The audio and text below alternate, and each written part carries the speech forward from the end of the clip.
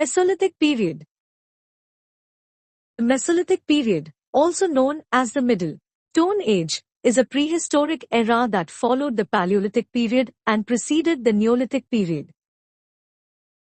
Began around 10,000 BCE and lasted until the introduction of agriculture and the start of the Neolithic period around 4000 BC in some regions.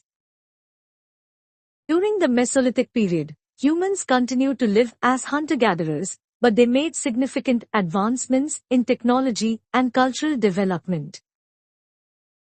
Most significant development was the creation of microliths, small stone tools that were more efficient for hunting and fishing. Microliths were typically used in combination with wood and bone to create composite tools such as harpoons, arrows, and spears.